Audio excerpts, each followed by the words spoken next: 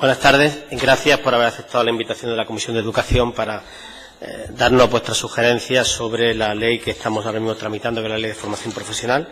Viene en el nombre del Sindicato de Estudiantes, doña Ainhoa Murcia Capilla. No nombro a los dos acompañantes porque no habían informado que venían y no viene recogido. Luego me disculpen por la omisión. Tiene la palabra la señora Ainhoa.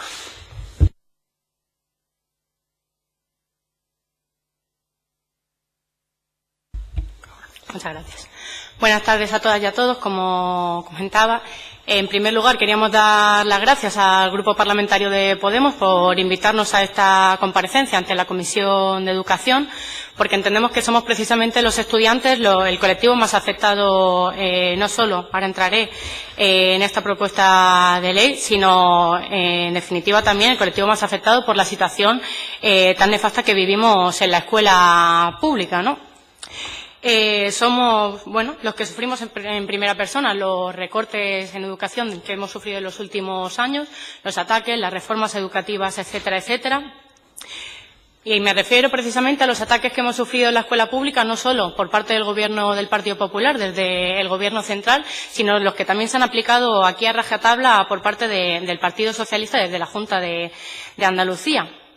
Somos los que sufrimos el hacinamiento en las aulas por el aumento de la ratio, los que sufrimos también la falta de profesorado, la falta de plazas, tanto en la formación profesional como para acceder a la universidad, las bajas del profesorado que se tarda más de un mes en cubrir en muchos de los casos. Y, por supuesto, somos también los estudiantes los que vamos a sufrir las consecuencias de este proyecto de ley de formación profesional de Andalucía. Planteo también, porque justo ayer salía en la prensa que el gasto público en la enseñanza concertada ha batido récords durante 2 años consecutivos, en 2015 y en 2016, que es los últimos datos que se han publicado por el Ministerio de Educación. Desde 2009 el gasto en la concertada ha subido en casi 165 millones de euros. Mientras que el gasto en la enseñanza pública sigue por debajo de los niveles anteriores a la crisis. Desde el año 2016 se gastó 6.400 millones de euros menos que en el año 2009 en la enseñanza pública, ¿no? Y lo planteo porque pensamos que precisamente este proyecto de ley va en esa misma dirección, que el Partido Socialista está aplicando al final también las mismas políticas que el Partido Popular está aplicando en el Gobierno central, que es en la línea de privatizar al máximo la escuela pública y, en este caso concreto, también la formación profesional. Y no lo decimos solo porque, en esta ley también se contempla, ¿no?, como no podía ser de otra forma, el seguir regalando dinero a la escuela concertada privada, sino porque además se plantea que las empresas privadas tienen que tener un mayor peso dentro de nuestra escuela pública, ¿no? Se plantea que las organizaciones empresariales y sindicales van a participar en el diseño, en la planificación, en la programación, evaluación, etcétera, de la oferta de la formación profesional para el empleo. En resumen, que se van a hacer planes de estudio a medida de las empresas que además después van a poder también impartir esta formación profesional en sus propios centros privados, siempre que puedan tener los convenios que toca, y que además van a poder después colocar al personal suyo como profesores, porque aquí se abre también la puerta a que profesionales sin la cualificación, es decir, que no sean profesores como tal, puedan estar impartiendo determinados módulos. Esto explíquenselo también a los miles de profesores interinos que están ahora mismo en lucha para poder mantener y tener una plaza fija, una plaza estable y condiciones dignas, ¿no? Que les planteen a ellos que, a ellos se les pide toda una serie de esfuerzos, seguir pasando las oposiciones año tras año para mantener su posición en las bolsas, etcétera, mientras que otros profesionales que no son profesores van a poder acceder a dar clases en el sistema educativo público, ¿no? Y claro, ¿qué pasa también cuando se permite entrar a las empresas privadas dentro de la escuela pública, de la educación pública? Pues el ejemplo más claro lo tenemos precisamente en la Comunidad de Madrid. Creo que a nadie se le escapa qué es lo que ha sucedido cuando se ha permitido entrar a las empresas privadas, por ejemplo, en la Universidad Rey Juan Carlos, ¿no? Vemos todo el chanchulleo, los tratos de favor, cómo se regalan títulos y cómo lo único que no ocurre cuando entran las empresas privadas a la escuela pública es precisamente que se mejore la educación, que se mejore la calidad educativa que se le da al alumnado, etcétera, etcétera, ¿no? Y pensamos que este es el principal problema de este proyecto de ley, que no pretende mejorar la formación y la cualificación de los jóvenes y de los trabajadores andaluces, sino que pretende precisamente parchear la situación de desempleo brutal, que en el caso concreto de la juventud alcanza las tasas del 50%, creando pues más mano de obra barata, eso sí, con determinada cualificación para que estemos preparados en las empresas, pero simplemente para que estas empresas puedan explotarnos cada vez a un nivel mayor, ¿no? Entonces, claro, nosotros desde el Sindicato de Estudiantes, sabemos muy bien que este proyecto de ley no va a paliar el paro crónico y masivo que sufrimos la juventud y la mayor parte de los trabajadores andaluces, y que mucho menos va a mejorar las condiciones de explotación que sufrimos cuando salimos al mercado laboral. Muchos de nosotros ya las sufrimos y las conocemos muy bien, ¿no? Los empresarios no solo nos explotan porque no tengamos cualificación, de hecho no es cierto.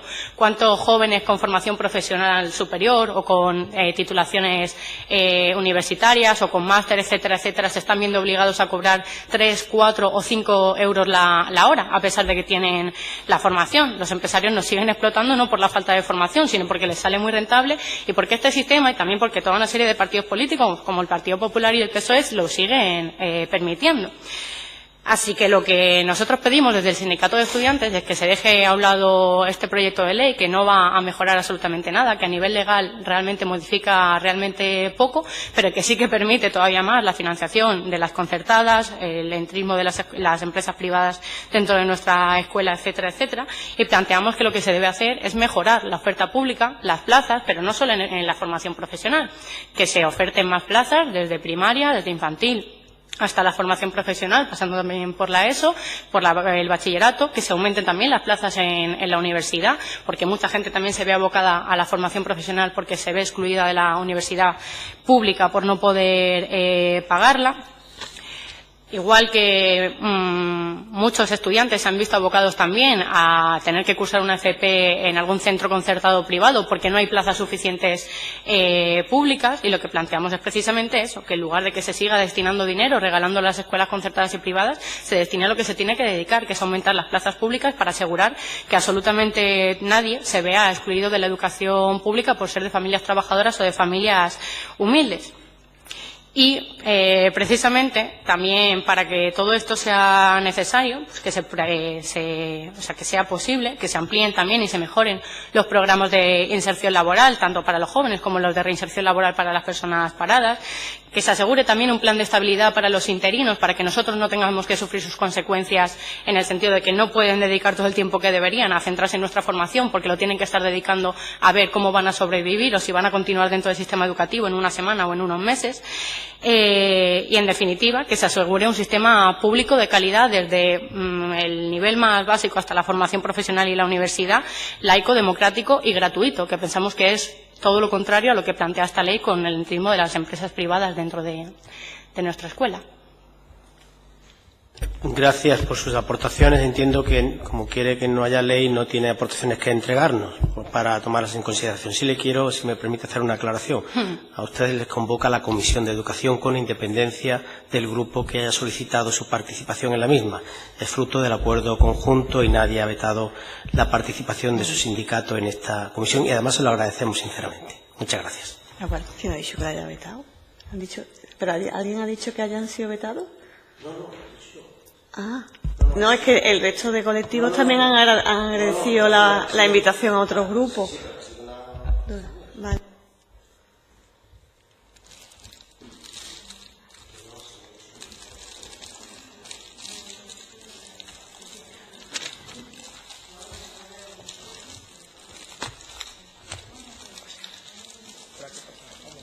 Yo creo que sí, si no hay preguntas ni nada.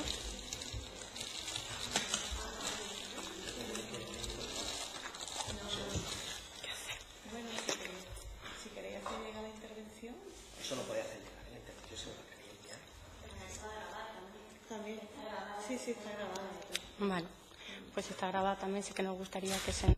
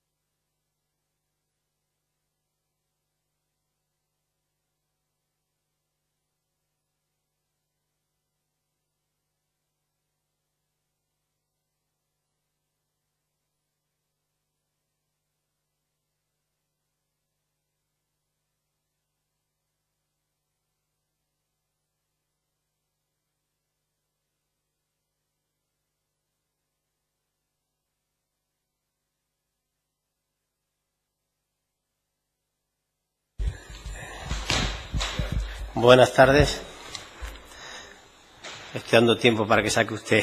Sí. Es que tenemos el tiempo tasadito, pero bueno. Nada, tranquilo. Traigo aquí un par de folios. La verdad es que tenemos muchas propuestas, tenemos muchos comentarios. Pues, El tiempo está muy ajustado, así que voy a intentar ser breve y a la vez que se me entienda. bueno, pues muchas...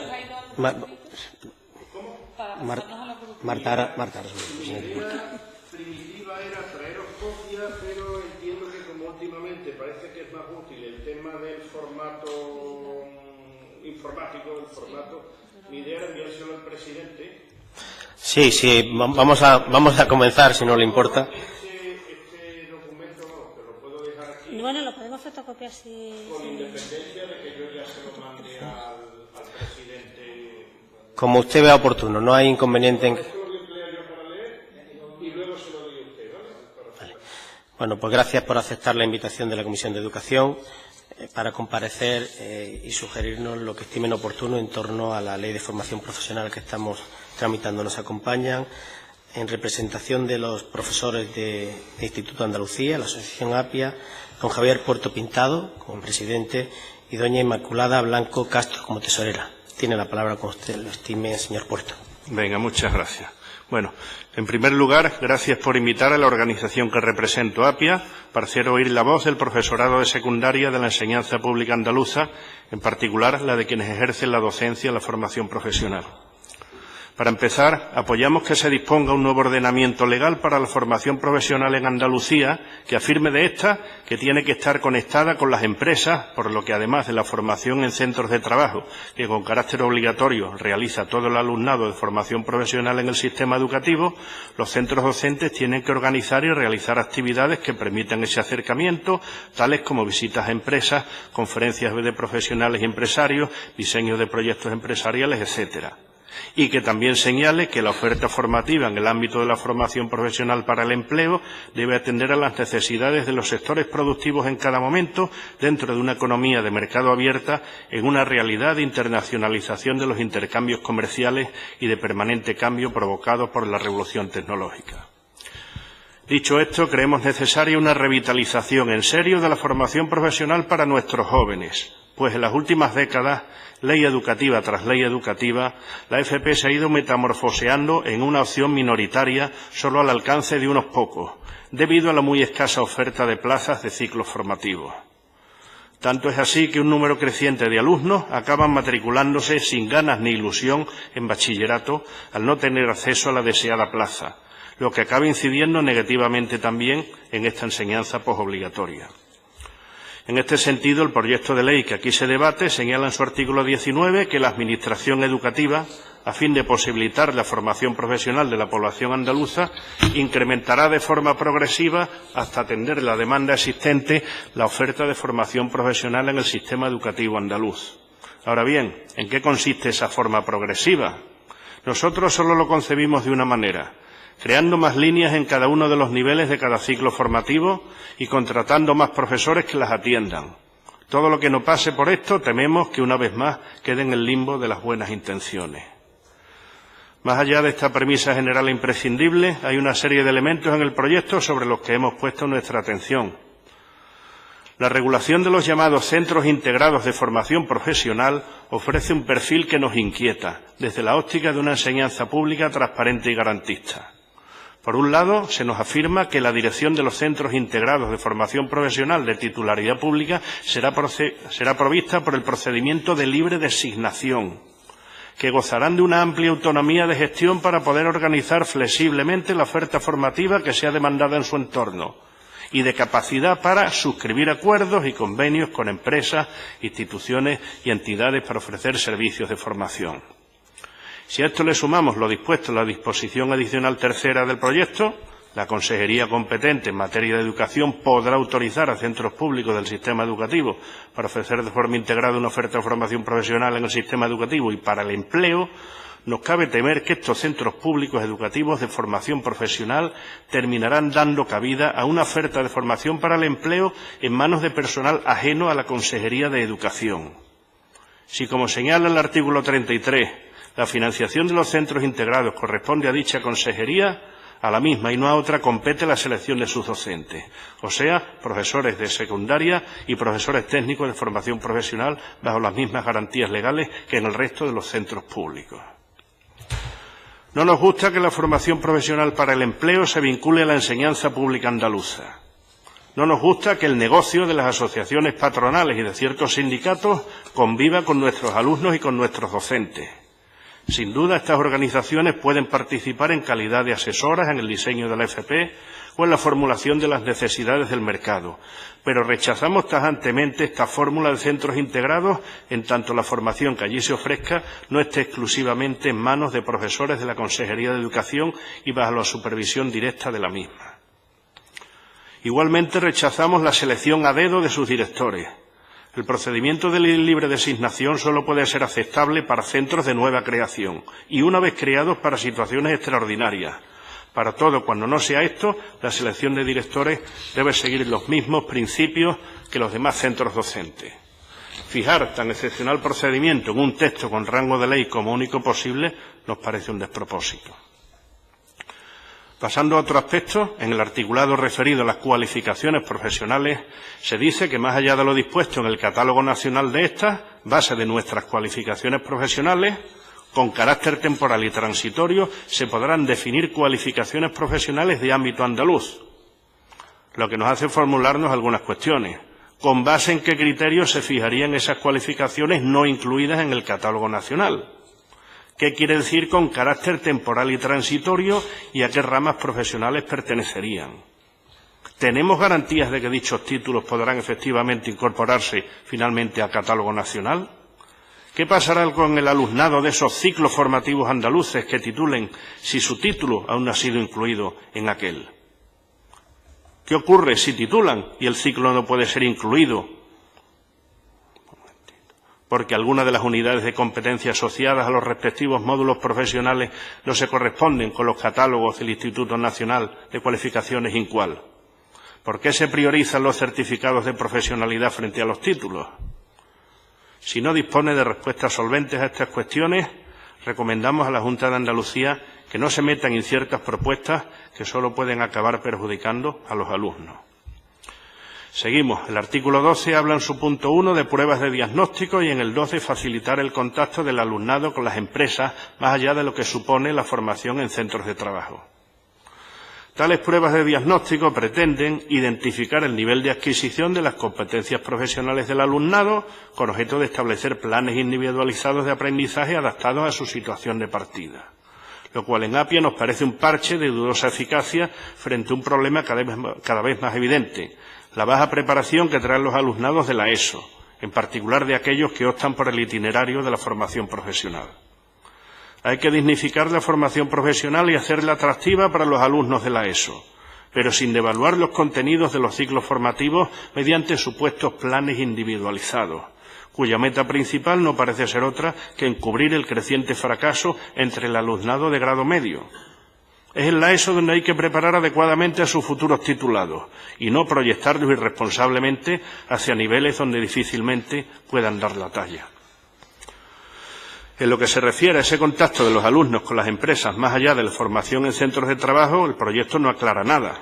Siendo esto así, creemos más beneficioso, mientras tanto, que la Administración pública incentive a las empresas para facilitar su colaboración, que el alumnado, a su vez, pueda implicarse más en la búsqueda de empresas donde realizarla, o beneficiarse de una flexibilidad en el calendario de este módulo, especialmente en el tercer trimestre, y la posibilidad de que el mismo pudiera ser semipresencial. Por otro lado, se crean o redefinen una serie de organismos, como el Consejo Rector del Sistema de Formación y Cualificación Profesional de Andalucía, el Consejo Andaluz de Formación Profesional y el Instituto Andaluz de Cualificaciones Profesionales. Una de sus principales tareas parece ser la confección de un plan estratégico de la formación profesional en Andalucía. Ante la inconsistencia habitual de semejantes planes estratégicos, creemos en APIA que los mejores ingredientes para el éxito son inversiones, contratación de profesores y estabilidad laboral para los mismos. Valoramos positivamente el desarrollo del servicio de orientación y acreditación profesional, aunque nos preocupa la dotación de medios materiales y humanos que requiere. Se habla de poner a disposición del servicio los centros pertinentes, los servicios de orientación, el profesorado de FOL, formación y orientación laboral. Pero ¿estamos hablando de ampliar las plazas de orientación educativa y FOL o de un trabajo añadido para los profesores que ya existen? Del mismo modo, cuando se habla de la acreditación de las competencias profesionales, no se dice quién las hará ni cómo. ¿Los profesores de los centros a través de algún tipo de prueba? ¿O se limitarán a emitir un certificado acreditando una supuesta experiencia laboral que verdaderamente no se conoce? Disposiciones como estas deben ir acompañadas de un incremento de los recursos humanos y materiales si en verdad deseamos que funcionen. También nos parece positiva la apuesta por la formación profesional dual y muy interesante lo dispuesto en el artículo 24 sobre movilidad, con concesión de ayudas a los alumnos para la realización de estancias de aprendizaje en centros, en otras comunidades autónomas e incluso otros países. En lo que se refiere al funcionamiento de los centros y de manera general, creemos en APIA que hay que adecuar la dotación y el tamaño de las aulas en ciclos formativos a la normativa vigente, que se debe fomentar el desdoble del profesorado en los módulos que requieran especial atención docente y o presenten un elevado número de alumnos, y que se debe también permitir que sean los propios centros los que decidan la cantidad máxima de alumnos que pueden ser matriculados según los medios e instalaciones disponibles. Aspectos tan sencillos como estos entrañarían una mejora en la formación profesional tan válida como el mejor de los proyectos. Y para terminar, los últimos artículos del proyecto hacen referencia a la financiación. La ley que se pretende ahora aprobar abre la puerta a que los centros públicos puedan hacer prestaciones de servicios distintos a los gravados con tasas. También se habla de la financiación de centros privados a través de subvenciones convocadas mediante concurrencia competitiva o mediante conciertos educativos. Y se habla de becas y ayudas a las personas desempleadas. Desde APIA no podemos sino replicar a esto que el dinero público debe ir a los centros públicos. Luego, el sistema de conciertos con centros privados debe desaparecer gradualmente, más pronto que tarde. Y sobre las becas y ayudas a los desempleados, sin dejar de admitir su necesidad, estimamos necesario un control riguroso de la concesión y uso de las mismas con objeto de evitar los fraudes. Gracias de nuevo por su atención. Esperamos que estas propuestas sirvan para enriquecer el proyecto y la ley que se está elaborando. Muchas gracias en nombre de todos los grupos. Si, como hemos hablado antes, si le parece bien, nos deja sus sugerencias y si no nos las envía por correo electrónico como usted estime oportuno. Le dejo la copia aquí a este señor, haga las copias y con independencia de eso, esta tarde o mañana como usted os envío el mismo documento. Pues muchas gracias. Venga, pues gracias a usted.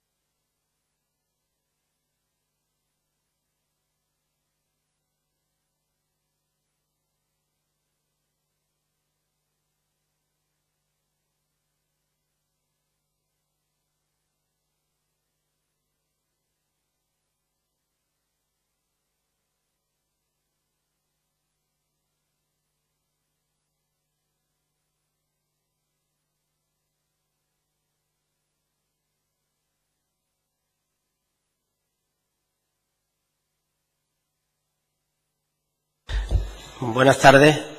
Gracias por aceptar la invitación de la Comisión de Educación para intervenir y ayudarnos a elaborar las enmiendas de la Ley de Formación Profesional que estamos trabajando.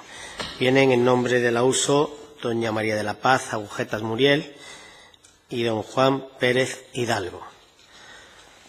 Cuando quiera, señora de la Paz, tiene la palabra.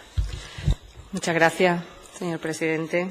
Señoría, buenas tardes. Gracias por habernos invitado a comparecer para que conozcan las aportaciones que desde la Unión Sindical Obrera podemos hacer a esta futura ley. Lo que hemos hecho ha sido consideraciones generales y no hemos entrado enmienda por enmienda al articulado. Consideramos que es una ley que tiene una forma tan general en todo y ahonda relativamente poco en temas concretos que nos ha parecido mejor seguir en esa línea de consideraciones generales. Como decimos, es un proyecto de ley que nos resulta poco innovador y no recoge grandes cambios. Después de 6 borradores de anteproyecto y 4 años, nos parece que es bastante general. También vemos un grave problema en esta ley y es que la financiación está poco asegurada. ¿Por qué? Porque ahonda en la dependencia de los fondos europeos, casi exclusivamente. Pensamos que si no se hace una ley con una base de recursos propios, estamos dejando en manos de terceros la formación profesional de nuestros trabajadores, con lo cual creemos que se deben de establecer partidas reales y debidamente presupuestadas sobre las que tengamos un control mayor.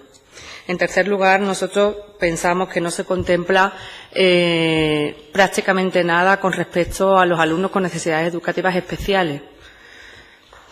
Nos ha extrañado muchísimo que no haya nada al respecto, ni en cuanto a selección de ratio, ni a reserva de número de plazas para alumnos, ni a formación dual, ni a adecuación de puestos de trabajo, ni a número de horas, ayudas a transporte, tanto del alumnado como el profesorado, ni para acompañamientos a centros de trabajo. En este sentido, decir que hace unos cuantos días, concretamente el 27 de marzo de 2018, ha salido en Boja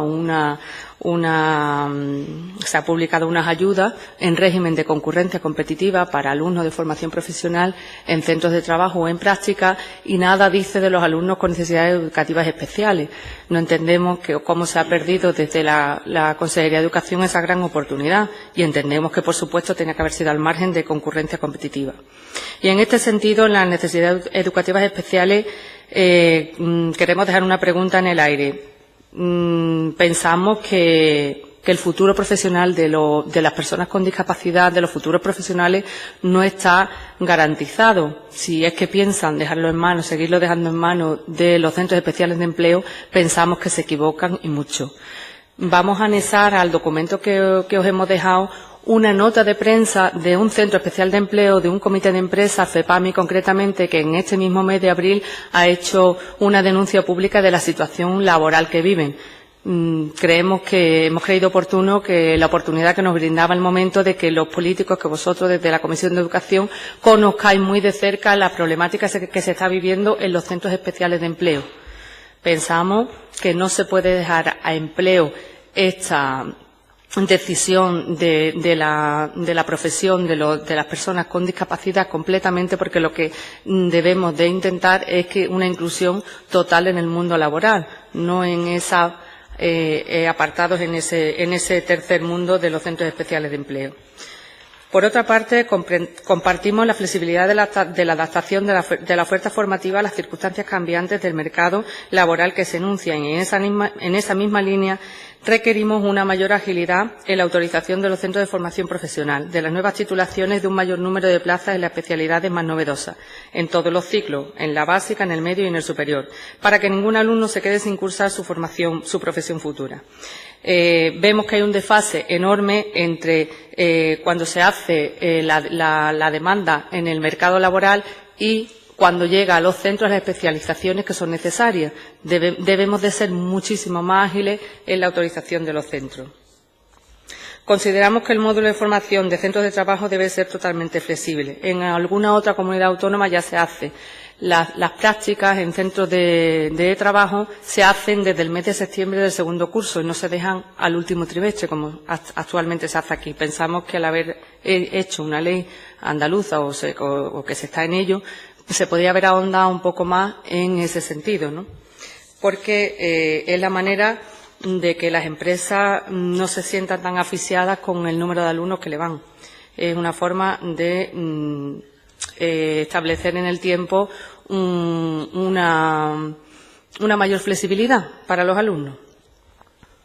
Respecto a la acreditación de competencias, también recogemos de Cataluña una iniciativa que nos parece bastante acertada y se trata de que ellos tienen centros autorizados y según la especialidad que se dé en cada centro pueden acreditar competencias ellos mismos. Los profesores se hacen los cursos de capacitación y ellos mismos acreditan, con lo cual el proceso es mucho más ágil.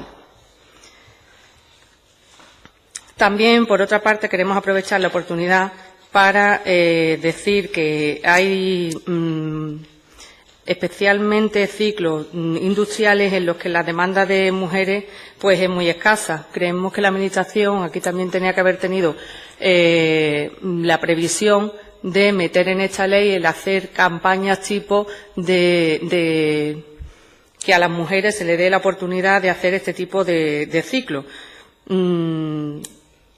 Son ciclos que están mucho mejor pagados y unas condiciones laborales muchísimo mejores que las que habitualmente hacen, que son estéticas, que son infantil, a las que habitualmente se dedican las alumnas.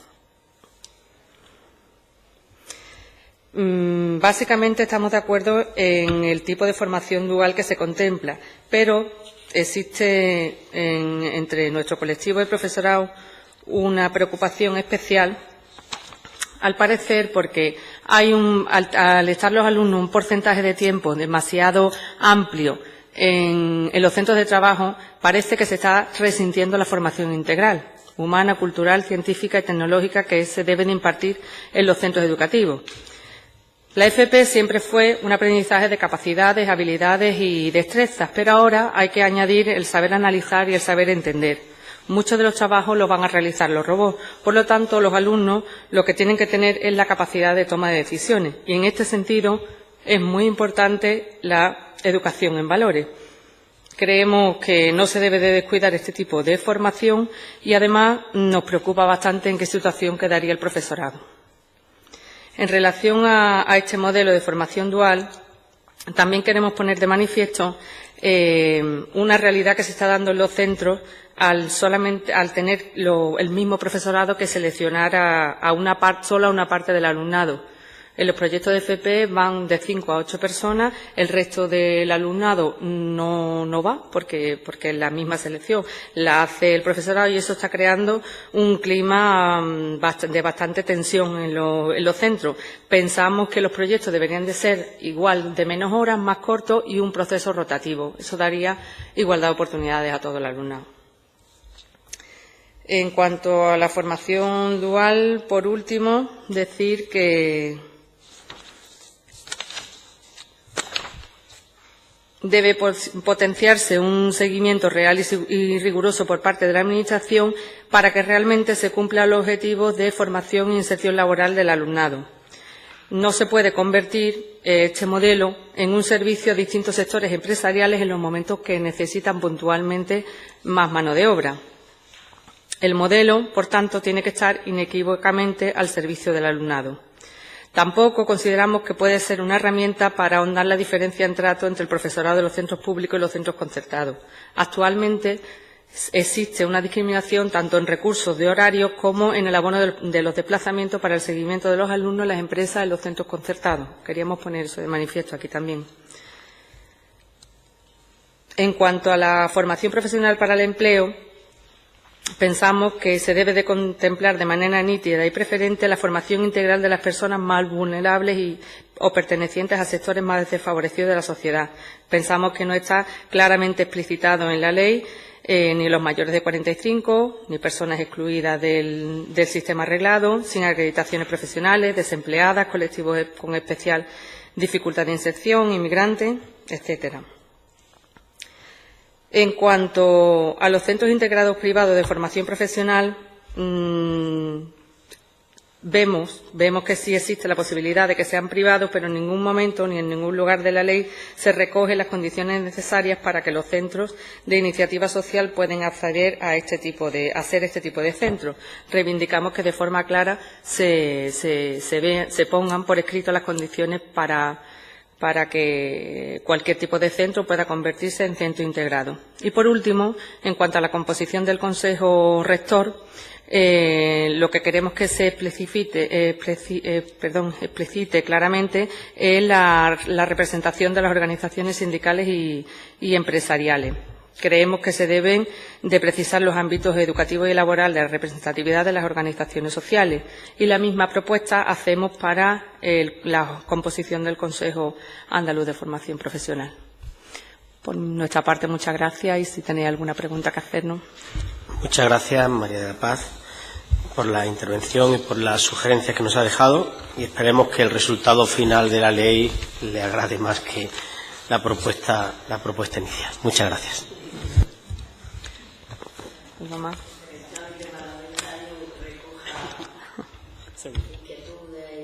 Sabemos que os lo tomáis súper en serio.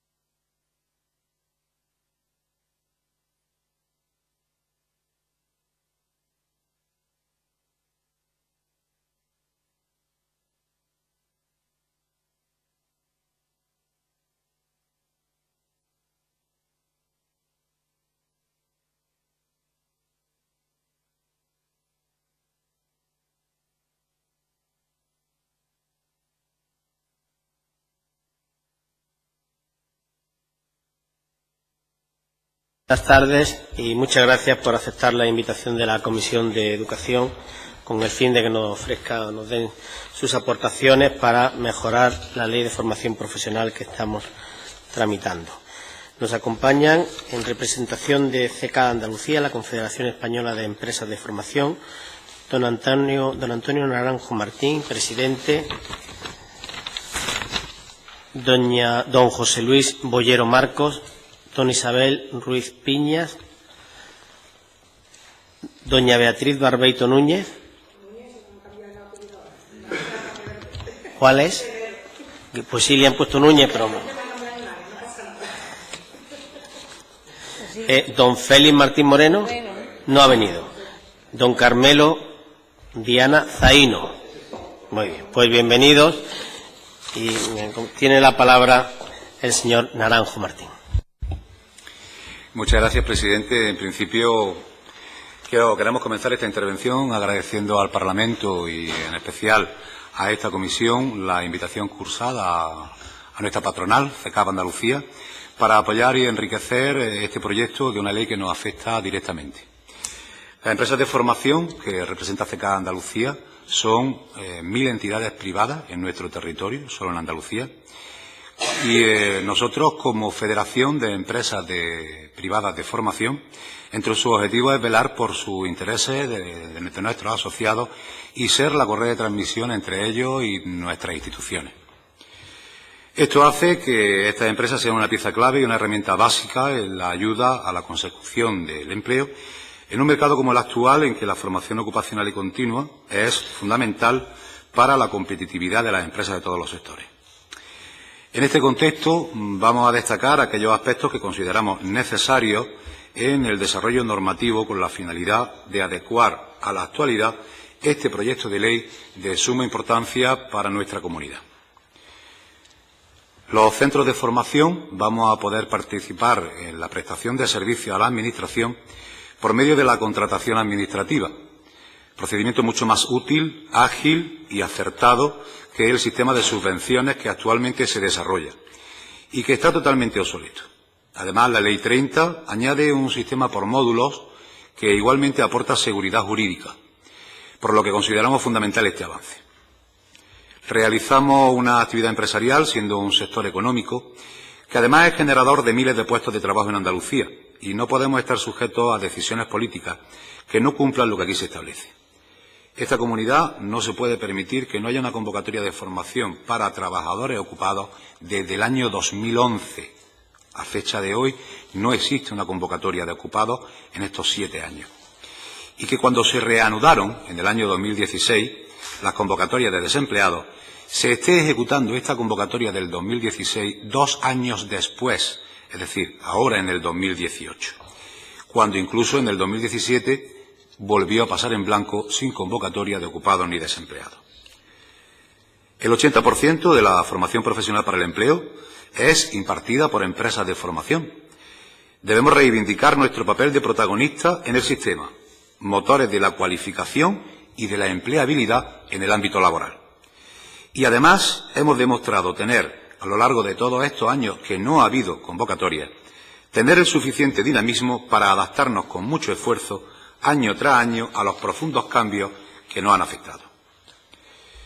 No hay ningún sector jurídico, sin ningún sector económico, sin seguridad jurídica, económica y administrativa, como nos encontramos nosotros en la actualidad, que al ejecutar una convocatoria va cambiando en base a interpretaciones que desamparan por completo nuestro trabajo y, sobre todo, la calidad de la formación. Calidad de la formación que se debe incidir en esta ley. Esta ley es muy importante para aclarar todos esos conceptos.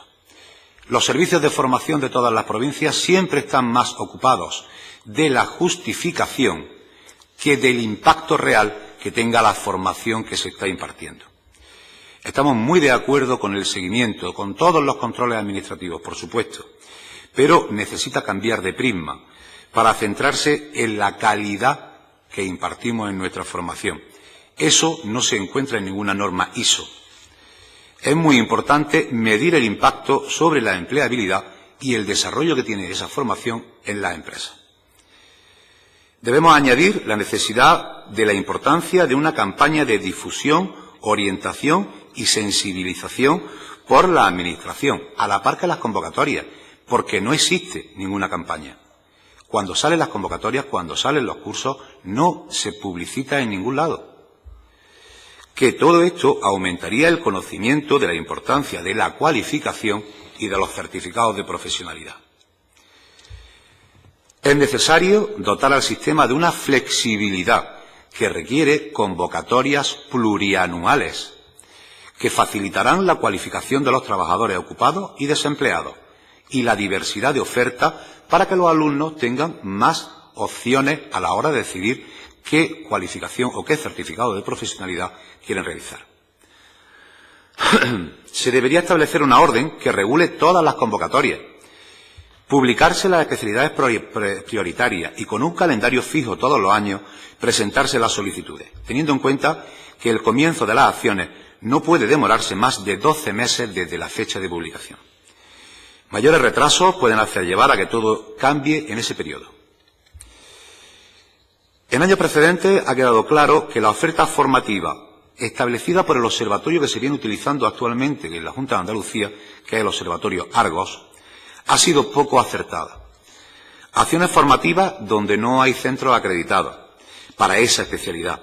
Especialidades en territorios donde no existen empresas que oferten esa formación. O incluso, y quizás lo más grave, desequilibrio en las áreas territoriales de empleo escandaloso. Porque en provincias donde hay 5 áreas territoriales de empleo no puede haber una zona que tenga el 80% de los cursos y en otras zonas que no haya ninguno, cuando son áreas territoriales de empleo que le afecta a desempleados por igual. El observatorio es la mayor herramienta para adecuar la oferta formativa y debe ser ágil, dinámico y fluido con los agentes sociales, disponiendo de recursos que faciliten una constante puesta al día de las necesidades del mercado de trabajo. Proponemos igualmente una mejora que nos demandan las empresas y los alumnos y que aporta al Real Decreto 34/2008 más valor.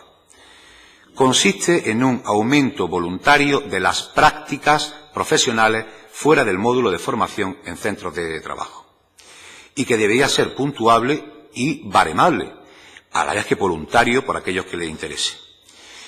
En la actualidad, los certificados de profesionalidad contemplan este módulo de formación en centros de trabajo de 40, 80 y 120 horas, dependiendo de la duración del certificado. Y hemos detectado que es totalmente insuficiente que un alumno tenga solamente esas horas de práctica cuando ha estado 900 horas en un certificado de profesionalidad y solo tiene 120 de práctica en empresa. Es importante que se pueda, de manera voluntaria y complementando a la normativa nacional sobre certificados de profesionalidad, aumentar de manera voluntaria ese número de horas de práctica, porque las empresas lo demandan y los alumnos también. Creemos que establecer una mesa de trabajo técnica entre la Administración y las entidades de la formación enriquecerá el sistema de formación para trabajadores desempleados y ocupados, para agilizar y flexibilizar toda la tramitación.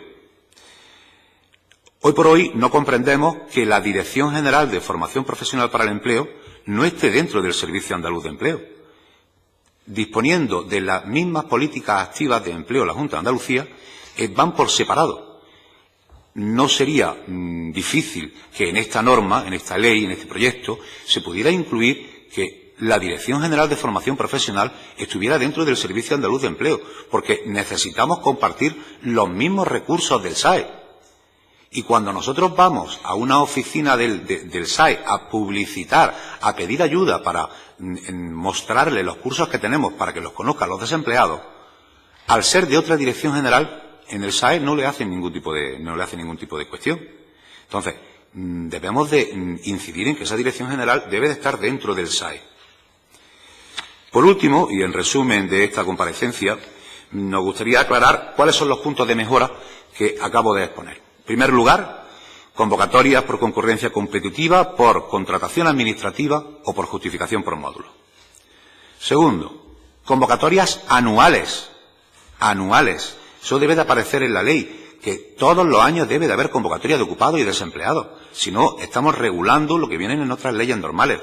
Debemos de hacer que esta norma sea adaptada a nuestra comunidad autónoma y debemos de establecer que debe exigirse una convocatoria todos los años. Tercero, las convocatorias deben de tener un plazo de ejecución plurianual, porque muchas veces resulta que resuelven en junio y el plazo de ejecución, según la propia convocatoria, es el 31 de diciembre del mismo año. Es inviable ejecutar la formación en ese periodo.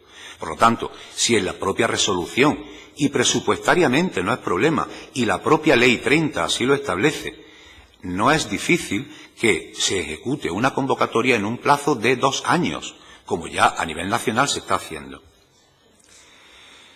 En cuarto lugar, incluir el impacto de la formación, incidir en el impacto de la formación y en el proceso de aprendizaje. Esta norma, este proyecto, habla de la calidad, habla del observatorio, pero realmente les puedo decir, señorías, que es realmente poco extensa la regulación que se hace del observatorio, porque ese observatorio es la mayor herramienta que vamos a tener para definir hacia dónde quiere ir la formación profesional en Andalucía.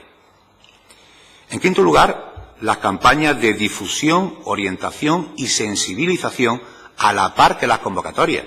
No es normal que la propia Administración no haga nada por dar a conocer los recursos que está utilizando en políticas activas de empleo.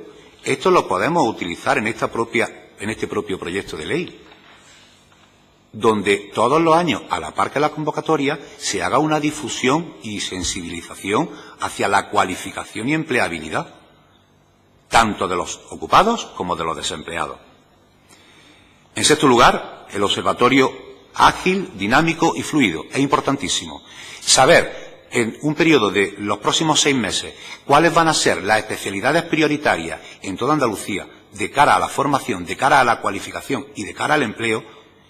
Es lo más importante. Si tardamos más de 6 meses, lo que hayamos empezado al principio ya no tiene validez. El mercado laboral es dinámico y ahora se necesitan informáticos, posiblemente el año que viene ya no, en nuestra comunidad. A lo mejor este año necesitamos camareros, el año que viene a lo mejor ya no. Hemos saturado el mercado laboral de camareros. Entonces tiene que ser un observatorio mucho más dinámico y mucho más fluido. No podemos tardar 2 años en hacer un estudio de prioridades. En séptimo lugar, el aumento de la formación práctica en centros de trabajo. Es importante aumentar ese número de horas dentro de las empresas, de manera voluntaria, pero necesitamos una regulación, porque si no la propia Inspección de Trabajo nos puede poner problemas. Y ese aumento de las horas lo demandan las propias empresas, porque imagínense ustedes, señorías, que podemos tener a un alumno en práctica 40 horas en una empresa. Esos son 8 días, 5 horas al día. ¿Qué empresa ha conocido a ese futuro trabajador? Ninguna. O en un curso de 600 horas, por ejemplo, como puede ser de ayuda a domicilio, donde las prácticas profesionales son 100 horas. En 100 horas una empresa no es capaz de definir si le gusta ese trabajador o no. Entonces, de manera complementaria, esta ley puede establecer nuevos módulos o ampliar los módulos de práctica. Eso no va en contra de la normativa nacional y sería una buena herramienta para las empresas y para los desempleados. Y octavo, la creación de una mesa técnica donde la Administración y las empresas de formación puedan, de alguna manera, flexibilizar todo lo que aquí está ocurriendo y todo lo que en un momento dado nos podemos encontrar con un problema, pero a ese problema le damos una solución sobre la marcha, establecer esa mesa técnica. Con todo lo expuesto, quiero que desde este momento CECAA Andalucía está a su entera disposición, tanto ahora en el turno de preguntas como en cualquier otro momento, para ayudar, apoyar, enriquecer o cualquier iniciativa legislativa que afecte directamente a la empleabilidad, a la cualificación de los trabajadores y a los desempleados de nuestra comunidad. Sobre todo para ayudar a detectar cuáles pueden ser las herramientas necesarias para dotar a nuestro sistema, que para esto vamos a ser pioneros en esta ley de formación profesional, de herramientas que aumenten la diferenciación del mercado laboral que nosotros tenemos tan complejo en Andalucía. Muchas gracias. Muchas gracias, señor Naranjo Martín. No hemos tenido turno de preguntas por parte de los grupos para agilizar un poco la comisión, pero en cualquier caso sí sepa que nos puede trasladar las aportaciones vía correo electrónico o en papel para que podamos tenerlas en cuenta en las enmiendas que se puedan presentar. Muchas gracias.